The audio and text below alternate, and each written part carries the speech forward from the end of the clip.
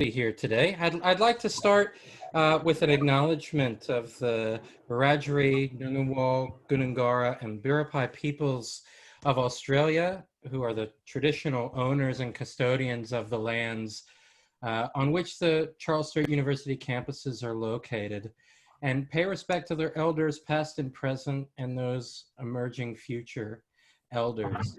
I also want to start with acknowledging and extending a welcome to our Australian Indigenous colleagues, peers, and other First Nations peoples who are present with us in the meeting today.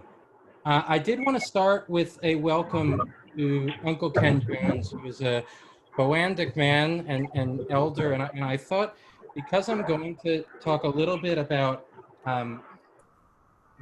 some of my takeaways from this process of editing this book, I thought it would be really nice to have Ken. Hey John, how are you? South Australia, to have Ken do a bit of a welcome to today's seminar. So, Ken, over to you. G'day. Yeah, my name's Ken, and I live on Boandic country. I'll start off with, not necessarily a welcome to my country today, but it's in our language.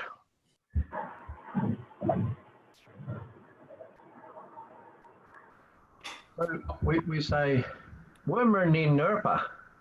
We are glad you have come to this gathering.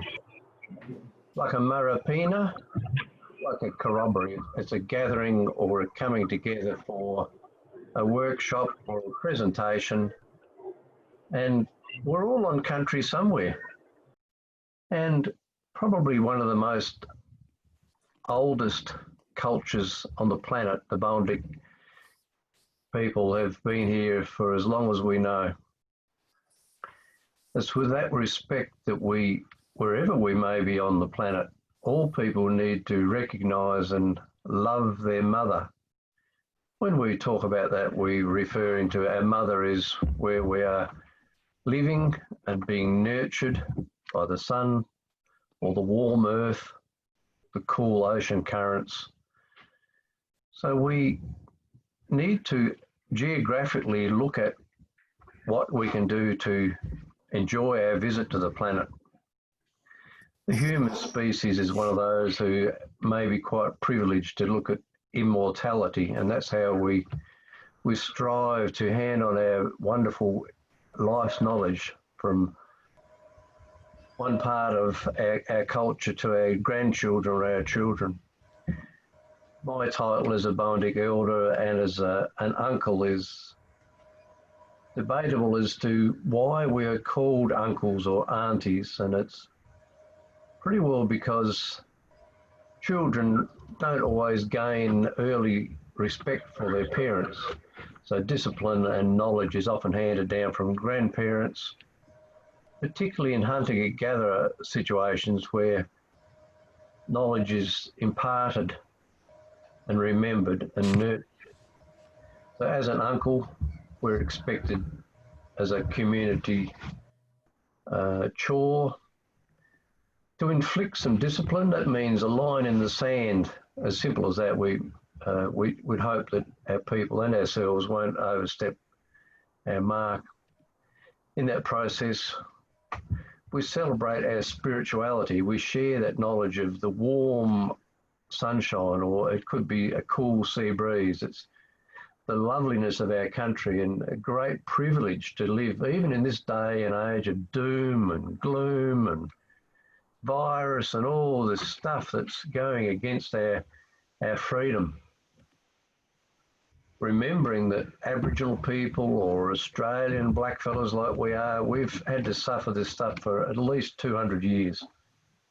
This is not going to be a crybaby entry or a poor bugger me bit, but this is about the fact that for a long time we've been confined. There's a story out here about a country with fences has lost its spirit.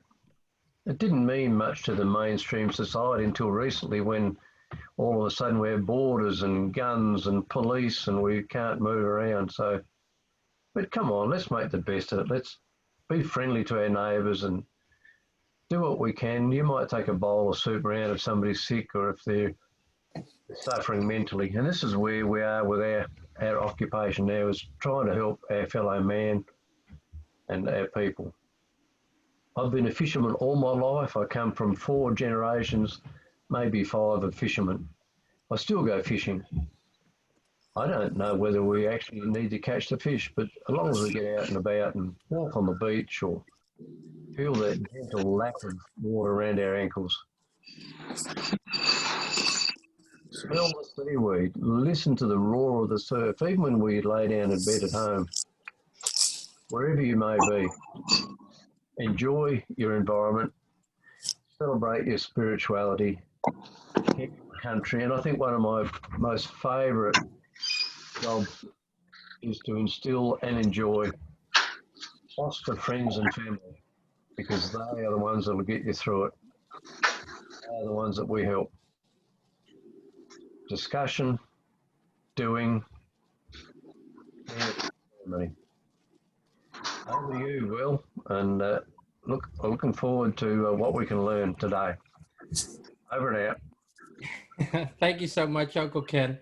Just with so many people in the room, it is useful to make sure that we're all on mute, because otherwise it can feel like we're all talking underwater. So if you could all just make sure you're muted, and then if we'll have a plenty of time for questions and things like that, because I'd love to engage with everyone who'd like to talk as well. And this is a lovely drawing Uncle Ken drew of a dolphin beached up as well. Well, I'll just add briefly that we are so very closely related to the dolphins. We learn so much from them. We actually use them as our friends here. We clap underwater and whistle, and those dolphins will actually help us catch fish. I've got a long association, or our family has, with dolphins. Over. Thank you, Ken. And I'm grateful for some of your assistance and teaching in prepping for this as well. So I really appreciate it. So today, obviously, we're here to talk about this book I did. I can't see the list of people, so I don't know if Nevin, my partner in crime here, is present or not. So I am conscious that I'm about to speak on Nevin's behalf a little bit. But one of the things that was really funny about doing this project was I've never been involved in publishing a book of any kind. And actually our publisher had quite a bit of control about our cover. And so one of the things that was really that was really funny is they gave us access to get a bunch of stock photos. And one of the things Nevin and I thought is, we don't need another outdoor therapy book with, a leaf cracking through some rocks or a path going off in the distance. We did want something unique. And this was probably started in about January or February of this year. And we kept coming back to this watercolor painting. And I don't know if it was timely or very unfortunate marketing that this cover does resemble a lot of the images of coronavirus that I see on the news quite regularly. So either it's a really good idea, or something that maybe it'll go down in infamy as the most poorly timed cover of all time. Either way, I really like it. My wife, Renee, thinks it's a bit silly, so it goes. But yeah, I'm really excited to share this project with you.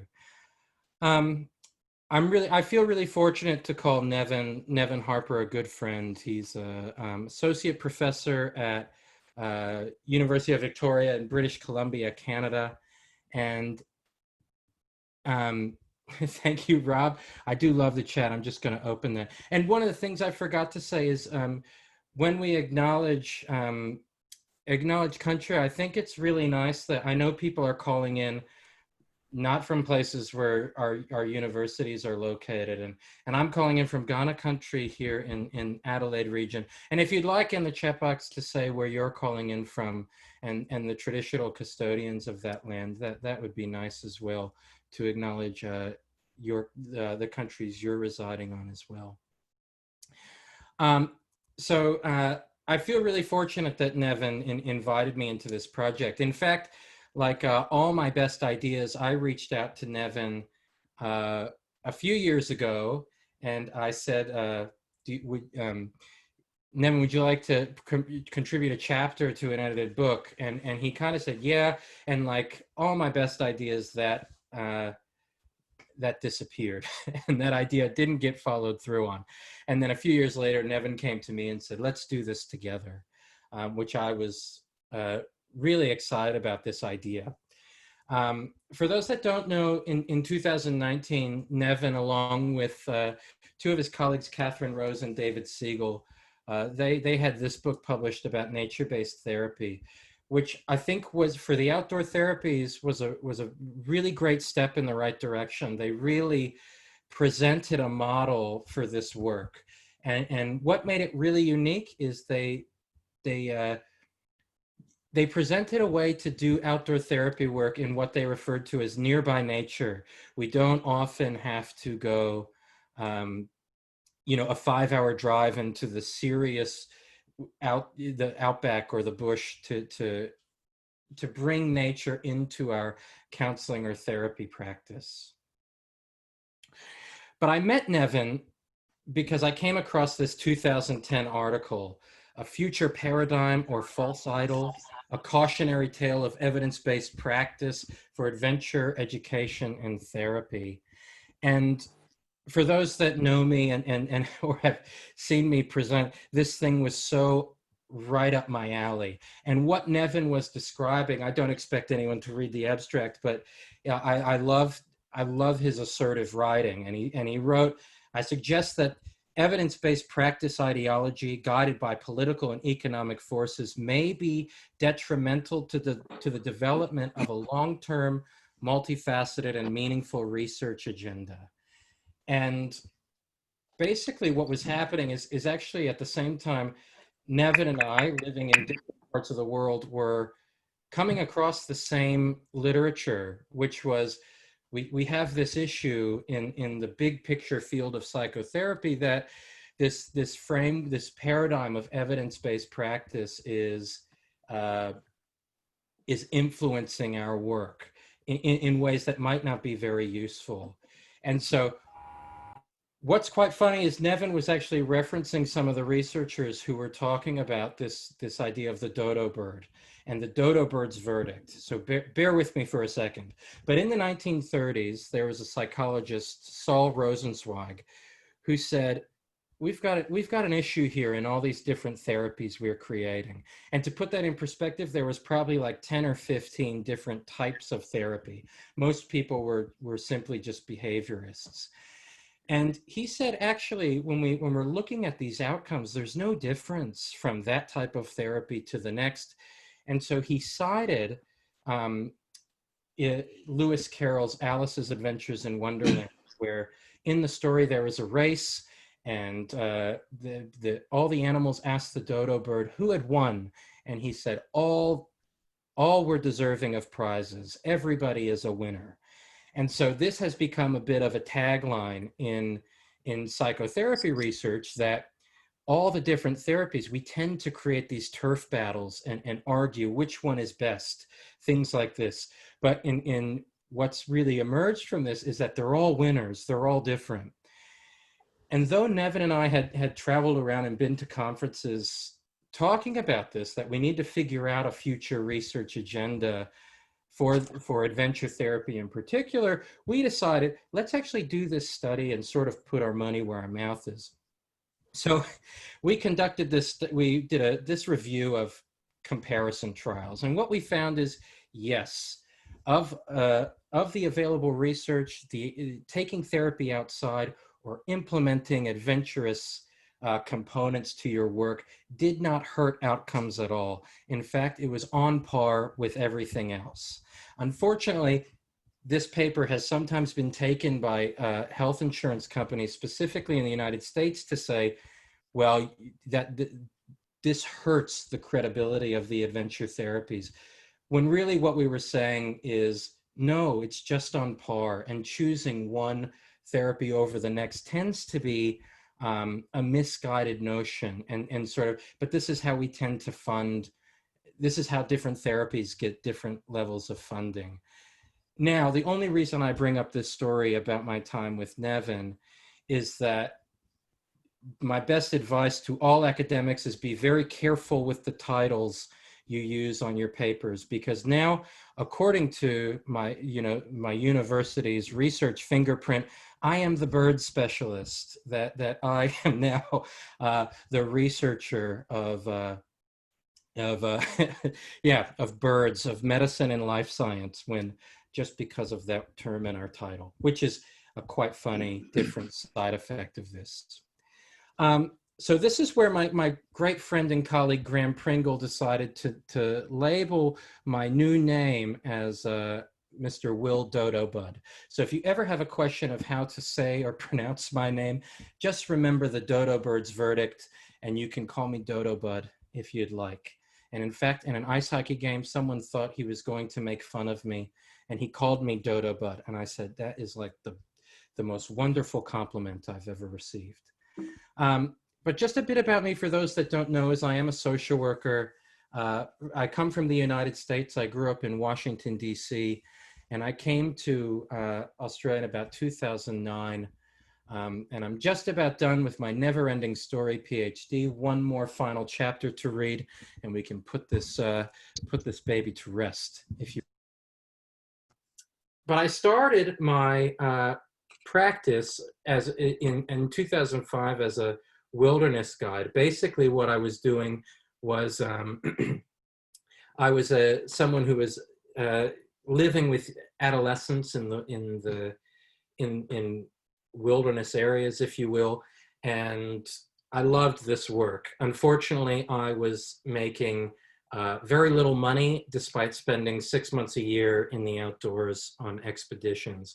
And so my friends and colleagues said, you've got to go get some qualifications to advance your career. Since coming to Australia, I saw a bit of a gap in the need for sort of a private practice, if you will, adventure therapy type program. And so I started True North Expeditions in 2012. Since then, I also became one of the state representatives. I was really excited. Uncle Ken was available to talk. As of just a few months ago, Uncle Ken has joined me as a co-state representative for the Australian Association for Bush Adventure Therapy, which has people all over the country getting together to talk about this work, influence policy, figure out how to bring our work to the mainstream. And what's really nice is, ideally, I'm probably speaking too far ahead of time, but next year, in 2021, ideally, our national forum, which is like our conference, will be held in South Australia. So I really hope we can make that happen, and hope that travel restrictions ease, things like that. I want to start with a bit of a video about this work, because I think quite often, and I think what has been a sort of a rightful criticism, is that we often look at outdoor therapies as just for troubled youth. And I know this is because I'm stuck in that version of this field anyway.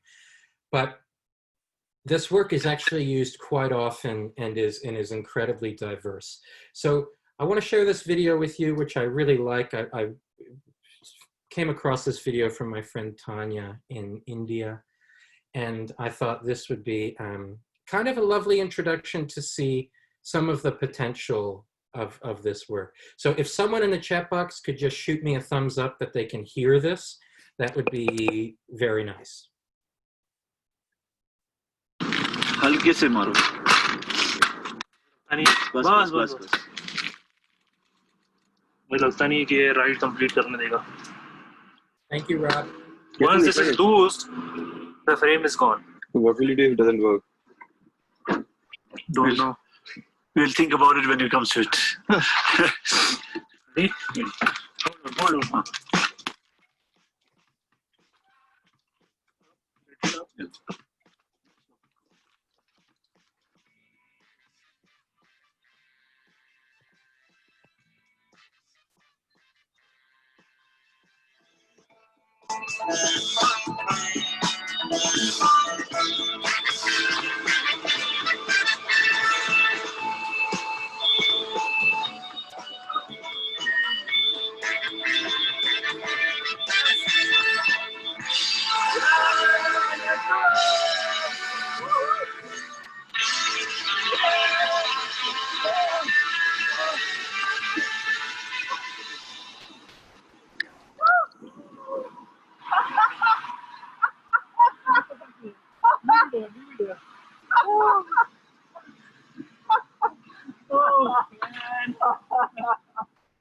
no words come close to describing this land. It's just magnificent. I've experienced the land change so much, the scenery change so much, from being lush green to almost grassy now.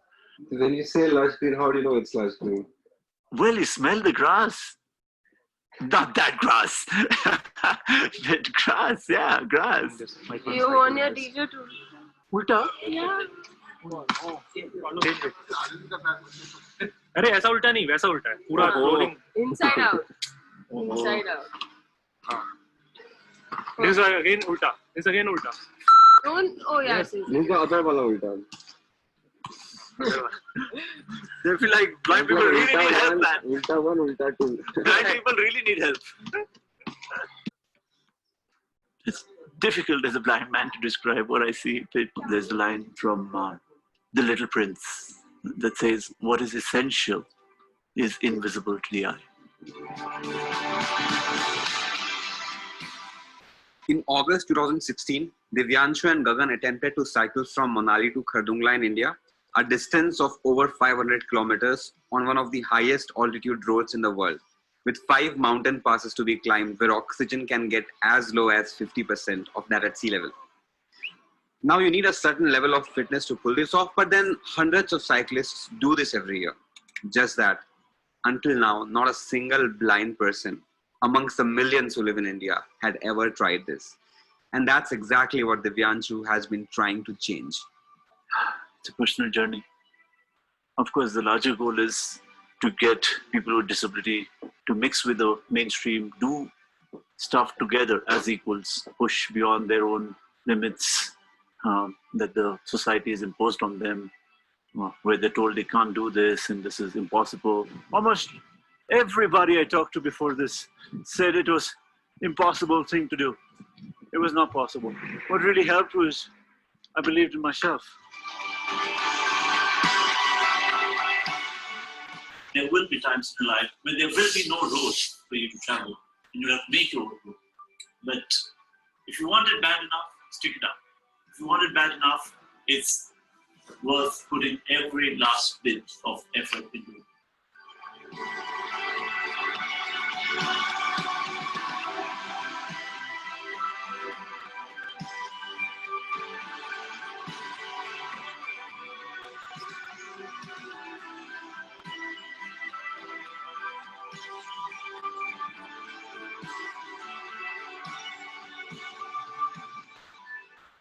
Divyanshu and Gagan became the first blind and sighted pair to cycle from Manali to Khardungla. It took them 8 days. If you are either a sighted cyclist like Gagan or one with a disability like Divyanshu and want to undertake this tandem expedition in the Himalayas, do reach out to Adventures Beyond Barriers, a not-for-profit started by Divyanshu.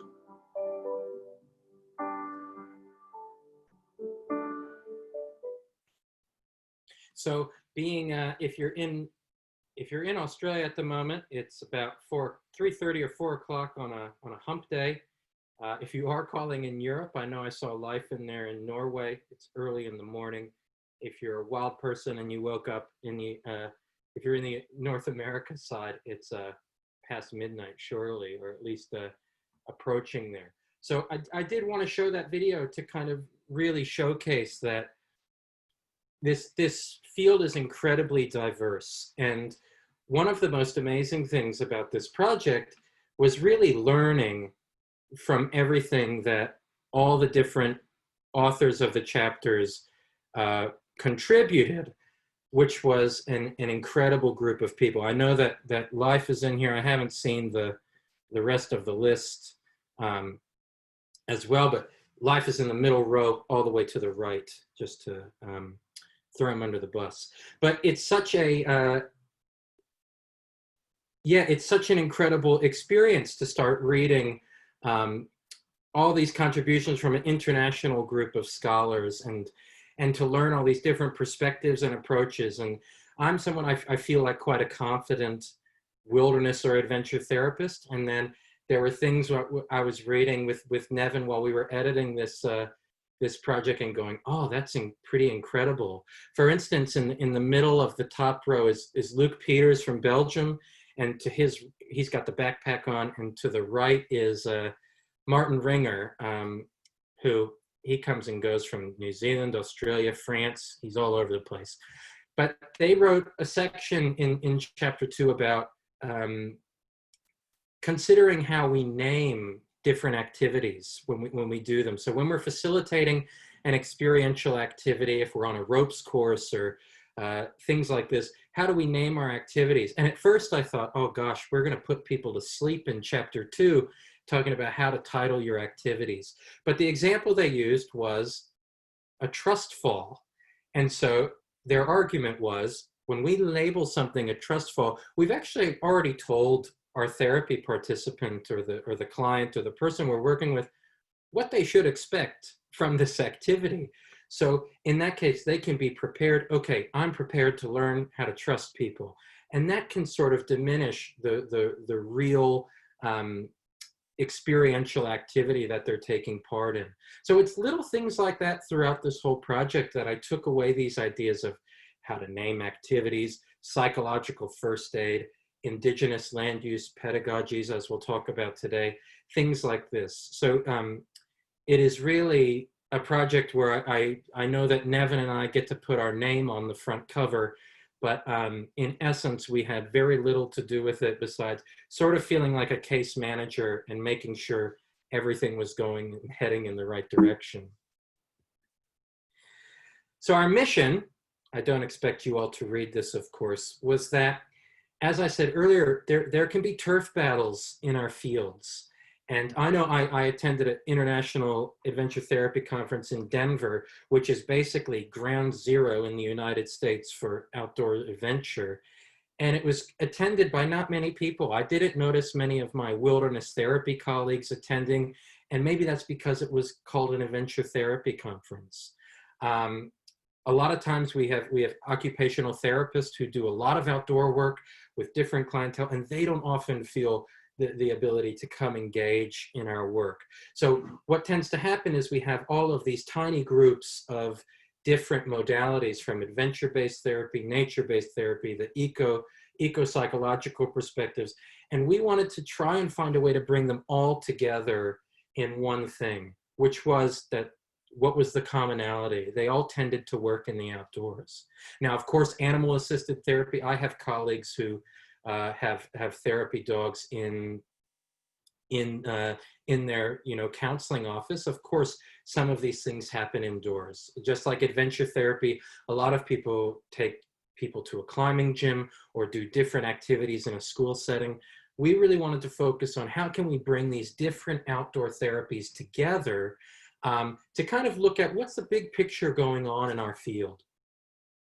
And so we welcomed a lot of practices. We have wilderness therapy from the Norwegian and Scandinavian approach, adventure therapy written by our Australian scholars that have been around for, really championing our field, to nature-based therapy, which was written by the Canadians that wrote that book along with Nevin. We have equine and animal-assisted therapy in the outdoors, surf therapy from, I'm not joking, the Surf Institute at San Diego University, forest therapy from a South Korean perspective. Interestingly enough, I've been so embedded in wilderness and adventure therapy, as we start to learn about these other things, the work that surf therapy and forest therapy have done to influence policy is really nothing short of inspiring. And surf therapy has emerged not only as an approach for people with disabilities, but it is widely respected by, especially in the United States, by Department of Veteran Affairs as a treatment for combat veterans who might be suffering from different injuries, things like this. Additionally, forest therapy in South Korea, they actually have specific forest therapy areas where practitioners can take their clients free of charge to use these lands for their sessions. Additionally, people can go there to get the benefits of the great outdoors, and many of us have probably heard of forest bathing emerging from Japan and Korea as well. So I found it nothing short of inspiring that forest therapy, this sort of thing I've only really noticed on social media emerging over the past few years, that these scholars and advocates and practitioners for this work have really put in a lot of hard work to influence policy, things like that. It was really great to have an occupational therapy chapter about nature-based occupational therapy, how we use sensory integration in the treatment of complex trauma, which we know that trauma-informed is a bit of the soup du jour, the book of the month these days, and to see how this work is getting done from different perspectives. And then horticultural therapy as well, which was discussed as being used with substance abuse settings, vocational training, people with disabilities, all different walks of life were getting involved in this work. So as I said, one of our goals was to try to bring all these different approaches together under one umbrella, which we use the term outdoor therapies. Now, for those who are kind of well acquainted with the field, you can know that there are times that we are at risk. Throwing my phone away. There are times we can be at risk of getting into the name game and getting into these arguments. And these were some of the terms and some of the models that all came out of just this book alone, right? And we wanted to see what can the adventure therapist learn from the equine therapist, or what can the horticulture perspective have to offer forest or surf therapy. And these are just what we included in this book. This list goes on to all different ideas. At the bottom two, I'm throwing a shout out to Graham Pringle in Queensland and therapy in the open air, the sort of Scandinavian approach that life brings. And so I think it's important that we do actually label the work that we do. But sometimes we look at things like wilderness therapy or adventure therapy, and what I call adventure therapy might be drastically different than, for instance, Robert, who's in the meeting, what he considers adventure therapy. And I know Robert does a lot of sailing, things like this. So it's important we're able to call ourselves what we are. And if I was going to say what I'm probably best described as a feedback-informed, solution-focused adventure or wilderness therapy social worker. Of course, that is never going to make a great acronym or take off. But at the same time, we can settle for what unites us instead of creating, as I said, these little turf battles here and there about this work. So that's where the term outdoor therapies, I think, when Nevin was creating this, was when we were coming to grips with this idea, I think that was the perfect way to bring all these approaches together under one sort of umbrella. And so there's a picture of myself in life in Norway when I went to observe his program. They gave me a salt-cured leg of lamb for my 30th birthday, which was very nice. But I thought today, sort of painting a picture of this project and maybe my own takeaways. Like I said earlier, it's amazing how much you learn just by inviting, this international collection of scholars to contribute what they're best at, really. And how culture influences stuff, things like that. So I thought these were kind of 3 quick topics, and then we could engage in a conversation as well. Firstly, we live in evidence-based times, right? It is unfortunately how we, for a lot of us, have to position the work that we do. And that's usually based on quantitative outcomes, which they have a limitation and they don't really tell us a really good story. But one of the things we asked all these authors to do was really bring in the evidence to support this work. And one of my really great friends at Michigan State University, a PhD student, Daniel Kavanaugh, we basically had the task of writing the last chapter, which was about what we figure out in this book, and then where should we go? And I can say, I feel very confident to say that there is enough evidence to suggest that using the great outdoors, bringing the outdoors into our counseling, therapy, social work, youth work, whatever we want to call what we do, does not hurt our outcomes. So in one sense, I feel like one of the missions of this book is to position the outdoor therapies as not the alternative or less than or second best to what Freud does on the couch. If anything, there's no reason not to take the talking cure and make it the walking cure. We aren't the alternative to what works, things like that. So there was tons of evidence brought in that these authors brought in to support their work and to showcase that these modalities are on par with the kind of privileged empirically supported treatments that are out there. That said, going back to this idea of the false idol, as outdoor therapies and being emerging and our available literature and research support is constantly growing, we are in an uphill battle in fighting against the cognitive behavioral tsunami. And it's unfortunate that we're consistently trying to influence policy who don't always recognize one of the most replicated findings in the psychotherapy literature, which is the Dodo-Bud's verdict, that all these therapies tend to work the same. And so when we have government policy that says, this therapy is the one we're going to fund no matter what, it either creates practitioners who lie about what they do and go outside anyway, or they are kind of hamstrung into working in the way that they're told to work. And there's issues with this that I'll bring up shortly. That said, there is, as I said earlier, that I am confident in the conclusion that despite how diverse these outdoor therapies are, there's no reason why we shouldn't be finding ways to fund these approaches and bring them more into the mainstream. And I think a bit of the call to action here is that for those working in the field, to become evidence builders in our own right and adopt that ability of being a research practitioner and finding ways to showcase that this works and it works really well. Like I said, there's limitations at the same time.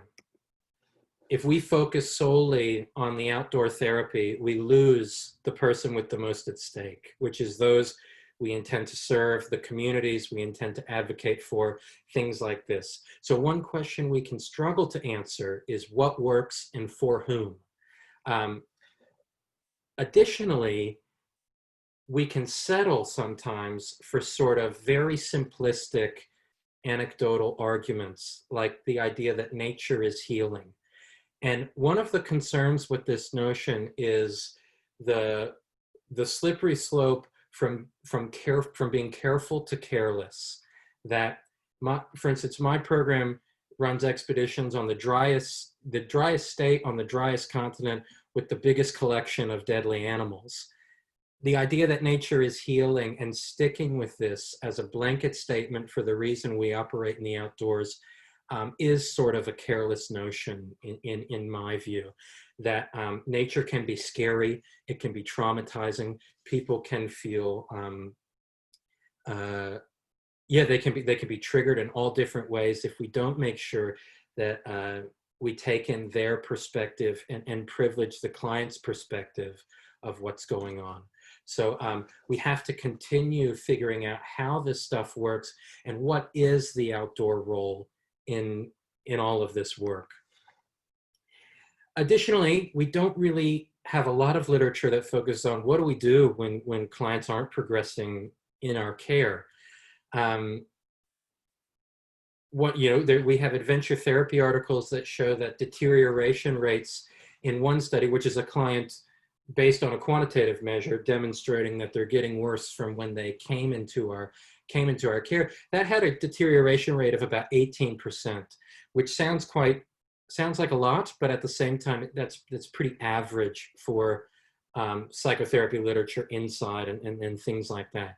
So we need to keep thinking about how do we improve the people we work with? How do we improve their experience of these outdoor therapies?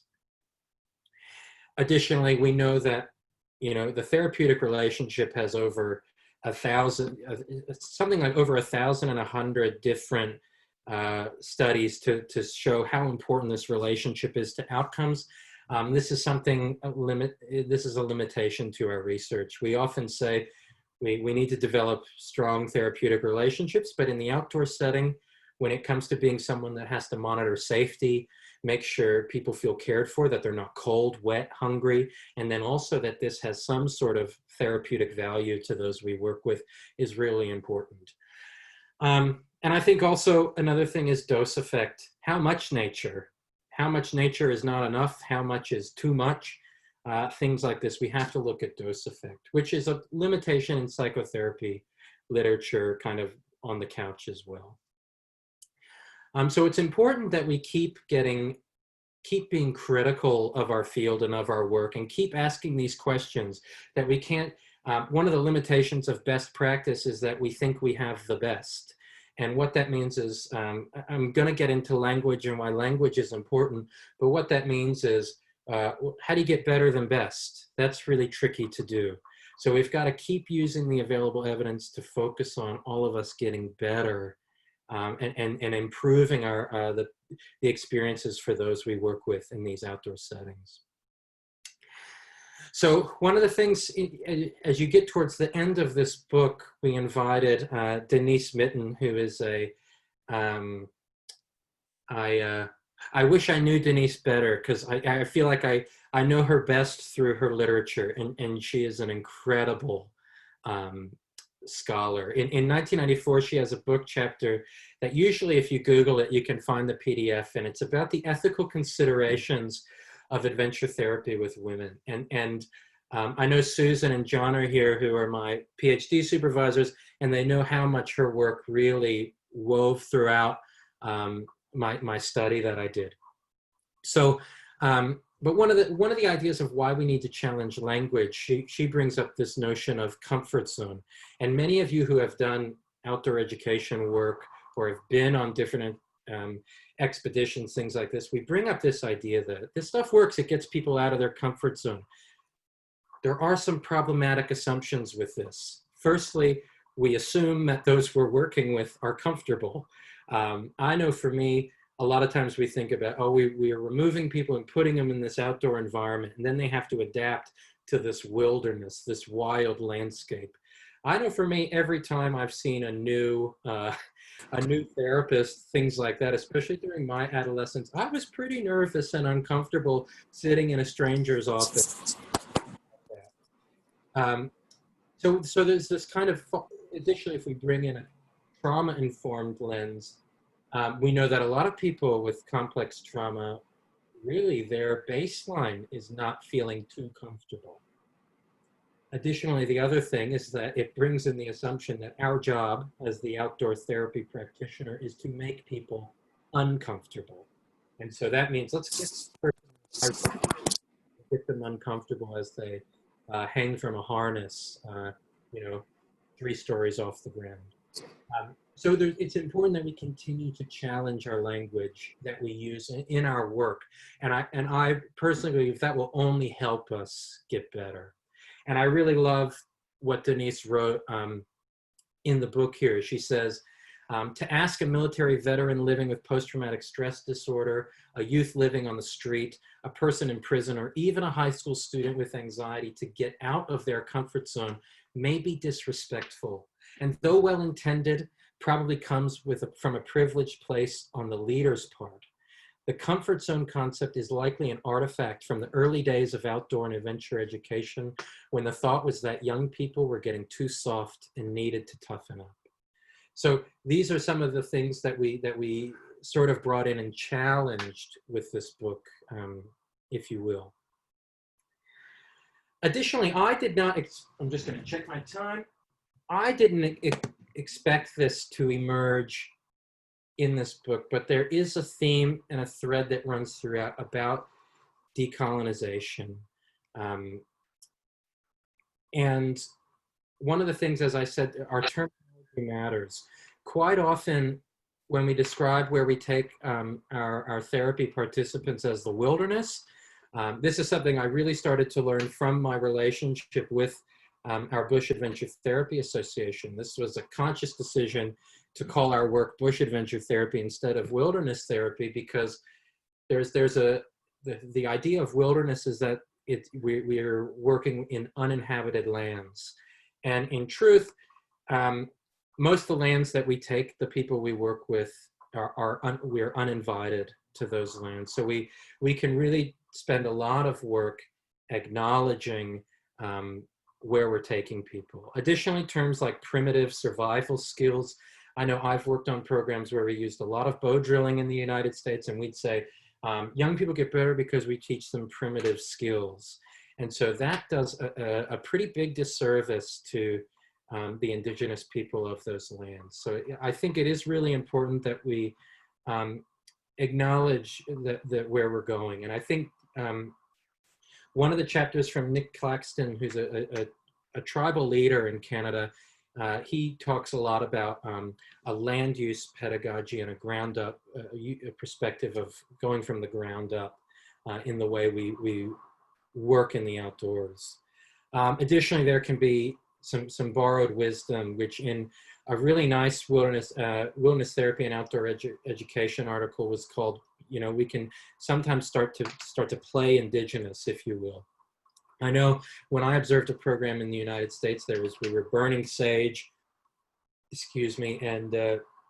and borrowing a lot of these stories and things like that, and maybe without guidance from the local custodians of those lands. And so this comes from Nick Claxton, who I just referenced before in his chapter, and I really like this. He writes, settler colonialism through the implementation of the Indian Act in Canada and the reserve system and state-run education and schooling have only served to sever Indigenous peoples from their lands and attempt to assimilate them into the mainstream, disrupting this healing relationship. It is very important to explore the development of land-based pedagogies from the ground up. So I think we have a lot to learn from Indigenous knowledge. And while, for instance, I had a conversation with Uncle Ken about this today, while being, white dude from Washington, D.C., I can never adopt an Indigenous perspective any sooner than I can adopt a Norwegian perspective. There's a lot we can learn about not taking for granted our acknowledgement of the traditional custodians and our acknowledgement of how sacred and ancestral and spiritual the land that we are so privileged to get to explore. And so this comes again from Denise Mitten's chapter, and I think I'm getting towards the end of sort of some of the things I've taken away. But there are times we can get stuck when we really disconnect humans from nature. And so a lot of times we consider ourselves, nature is separated, that we're using nature as the commodity of our therapeutic work, instead of really diving deep into the human nature relationship, that nature isn't the other than to humans, that humans, we're we are totally tied to nature as part of our being. And so I think a lot of our work we can take seriously and bring in more respect into the land that we get to journey on.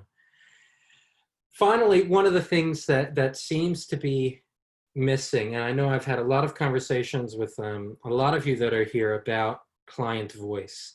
And this was a section written in that concluding chapter, and Daniel Cavanaugh, my great friend, did a really great job with this, is that, for instance, what he did a Google Scholar search of outdoor therapies and client voice. He used all the different models we described, client voice, client perspective. It came up with less than 10 results. What happens when we tend to focus so much on our model and proving the outdoor therapies is we can neglect the most important people in the equation, that our clients and those we work with aren't passive recipients of the outdoors. Nature doesn't work on them like some sort of penicillin, nor do the questions we ask do that as some sort of, Nurofen or Advil or ibuprofen for improving well-being. That there's too much going on, and this is always an interpersonal, person-focused endeavor. So our future research needs to involve the voices of those we serve. Now, I had a video here. I'm going to skip that because of time. But thanks so much for coming. I think I titled this, the top of this video is Goodbye Yellow Brick Road, which was the song here. It was a cover of that Elton John song. And I think sometimes when we look at the available evidence and when we advocate for our field, things like that, we can strive for the recognition of evidence-based or being an empirically supported treatment, which it's unfortunate that's the game we play. But at the same time, that tells such a little story about what's going on here. So I think it's our wish that we can keep developing this field so that we gain the recognition we need while knowing that that's not enough. We have to keep being critical. We have to keep building our evidence, and we have to keep positioning those with the most at stake, our clients, our co-adventurers, patients, whatever people want to call them, the people we work with, they are the most important part of this work. So I'll stop sharing my screen, and I'd love to have a chat with anybody, feedback, anything like that. But really, it's a privilege simply to have my name on this cover. I know that. And this is a collection of work contributed from people all over the world. So my name doesn't really belong there as much as everybody else's does. So I really appreciate it, and I'll stop sharing. And thank you for those in the chat box, things like that. And it's really nice to have so many friends and things like that here from all over. Stephen Jaworski in Canada. Shall we take some questions, Will? Absolutely. Does anybody have a question that they'd like to ask Will? You'll have to unmute yourself. I know that you're on mute is the slogan for 2020, just so you know.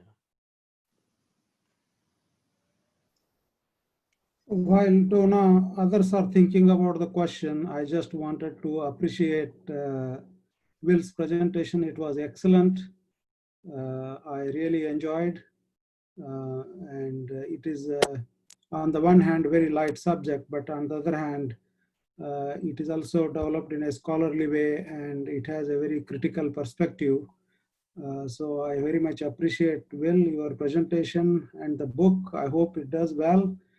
And thank you very much for presenting. Yeah. Thank you, Manohar. It's very funny when we had a research seminar at this is probably 3 or 4 years ago, and I had to defend my research proposal, and Manohar said to me, "Why do you call it therapy?" And I said, "Oh, Manohar, it's just the words we use. Don't overthink this." And what was really funny is as I got to know the people involved in that program in India and talking to Tanya, they came to me and they said, "Oh, we don't use that word. It's not the right word for us to use." And so I went, "Oh, maybe there's something to this, that I'm being too flippant about it." And I know that I saw some people in Denmark that when I interviewed practitioners and past adventure therapy clients in Denmark, that wasn't a terminology used either. So yeah, there's a lot there in reflecting in the words we use. And I know a lot of times I can be so American that I know Supervisor John always pulls me up when I'm not speaking clearly. Thank you for remembering, Will. We need to decolonize the phrase therapy. Definitely.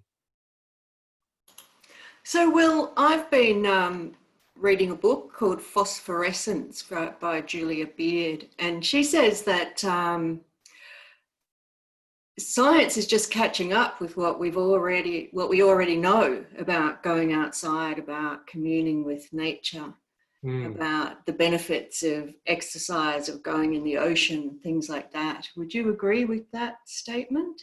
Yeah, I think one of the things is and this is where I guess some of my perspective differs from other outdoor therapy folks, is there is so much research to support the notion that going in the outdoors is great for our well-being, our mental health, restoration, things like this. And one of the issues with this notion is most of those studies do not come from clinical settings. So they don't come from the therapeutic interaction. So we can say we have enough research that being outside is good for our mental health, but that research doesn't come from a therapy interaction. So when we say, oh, this is great for working with people that are depressed because there's this research to support it, that research isn't actually coming from people who are depressed that we put outside, that we gained this, we built this evidence around. So you're absolutely right that there's plenty of evidence.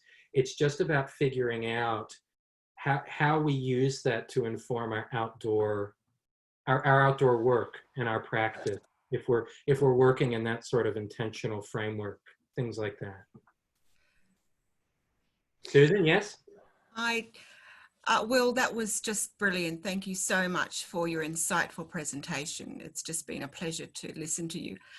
I'm just intrigued. I don't think we've discussed this really, but your some further insights or reflections on the use of the word client, or how you refer to the people with whom you work. Does adventure therapy have a stand on that? No, this is a great question, and it's a very loaded question. I know Robert, who is here, who is in the chat box, every time I've ever presented at a conference, he comes up to me and says, calling people, Will. Robert, I saw you unmute yourself, right? And ironically, actually, the American Psychological Association just this year said it's better to ditch the word client and just refer to them as people. And so in my thesis, as you know, Susan, I did prefer participant. I wanted to position that they're an active person in this role. And so sometimes we have to use those kind of words to describe the difference of the therapist and the helper and the helped, these sort of things. But you're right, that is worth more discussion about how we position the people that we're intending to work with. It's probably another book, Will. Yes. As Robert says, people have names. It's true. It's so important, mate. It's and it's about being person-centered, and allowing people to give them the credibility. They're the experts of their life. They're the experts of their experience. We simply create a space for them to grow and learn what they're going to, and keep it that safe. We don't need to label. It's a pretty strong word, but I hate the word client. And I work in a clinical therapy setting with Berry Street and constantly bang my head against it. I refuse to do it. But if we can all just do one little change like that, it makes a big difference. So, yeah. Yeah, it's like, that's why I wanted to include that thing about that idea about comfort zone. It's such a small notion, but it's a big deal in our field. It's in our literature. It's in our evidence that we've gotten people out of their comfort zone. This is really good. And so I think that it's those little things, those little challenges of our language that can really help us, I think. And that's part of the decolonizing of our work. That I know Dr. Stefan Netenchuk in the UK and Susan here Susan Milchek, who just spoke a second ago, we're working on a solution-focused paper just about the ethics of leave no trace and decolonization, and what we can learn as practitioners, that we don't go in other people's lands and stake our flag down and say, this is ours now. And we don't dig deep trenches in the outdoors. We also don't dig deep in other people's lives and go in and make a mess of what they're going through. And so there's a lot of ethics around there's a lot we can learn about sustainable land use and indigenous knowledge and land-based pedagogies that can actually inform our work as practitioners as well, whether we're indoors or out. Yeah, this idea of getting people out of their comfort zone doesn't trust that people know what they can do and what they can't do themselves. And it's actually pretty arrogant, I think, to say that I can know what you can manage and whether you're comfortable or not.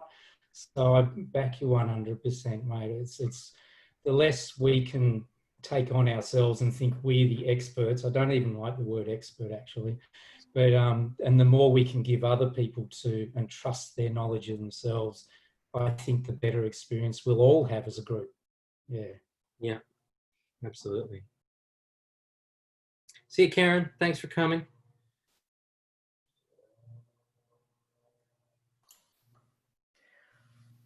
Well, thank you, Will. It's been wonderful to have you and to meet your colleagues. It's been a brilliant presentation. I've enjoyed it immensely, as I think everybody else has. So thank you. I think we should leave it there now. If that we've hit a couple of minutes past 5. Sure thing. Claps up there. That's nice. I was just going to say, I think that if anybody, one thing when I went to Norway, I'm going to put life on the spot again, is we had this like 4-hour drive together, just him and I, and the kids were all in a different van. We're driving to the bush, and I was thinking, oh my gosh, I'm pretty nervous. I hardly speak the same language of these people. And Life said to me, our motto is just like Google. We share everything. So if ever anyone has questions or wants to reach out and connect with me or the international adventure therapy community, which is on Facebook, which is a pretty great resource, yeah, feel free to reach out. Don't be a stranger. And I'm always happy to connect with everybody. Great. And shall we be able to get the recording of this? Because some people have might have missed it, and there is quite a lot that's so important and interesting. That's right, Tungi, it is important. And we're setting something up on the school's website to make all the recordings from the seminar series available. And that hopefully will be done by next week. Great. Well, if there are no questions, I just would like to thank Donna, who is our school seminar series leader. And if you have any proposals or ideas to present, please approach Donna, and a school will be very happy to organize your ideas or proposals or anything you want to present to colleagues. Thank you. Thank you. All right, everybody. Have a great afternoon. Thanks so much for coming. It's really a privilege to chat with everybody. Thank you. Thanks, everyone. Bye. See you, mate. Well, have a great day, everybody, or morning or night. Whatever you prefer. Well, bye.